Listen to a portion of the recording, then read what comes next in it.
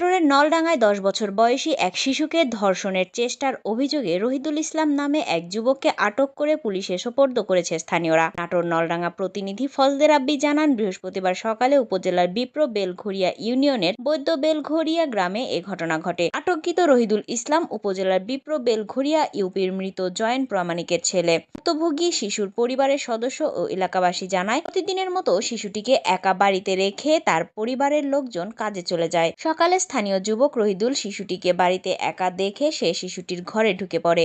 এ সময় বাড়িতে কেউ না থাকার সুযোগে রহিদুল শিশুটিকে ধর্ষণের চেষ্টা করে। এরপর শিশুটির চিৎকারে প্রতিবেশীরা এগিয়ে এসে তাকে উদ্ধার করে এবং রহিদুলকে ঘরের ভেতরে আটকে রেখে পুলিশে খবর দেয়। খবর পেয়ে পুলিশ ঘটনাস্থলে পৌঁছে রহিদুলকে আটক করে থানায় নিয়ে যায়। এ বিষয়ে নলডাঙ্গা থানার ভারপ্রাপ্ত কর্মকর্তা মনোরুজ্জামান জানান, অভিযোগের বিষয়ে জানতে পেরে অভিযুক্তকে আটক করে থানায় নিয়ে যেতে বলেছেন তিনি। এই ঘটনায় শিশুটির পরিবারের সদস্যদের মামলা দায়ের করতেও বলা হয়েছে। মামলা দায়ের হলে আটককৃত যুবকের বিরুদ্ধে আইনগত ব্যবস্থা গ্রহণ করবেন।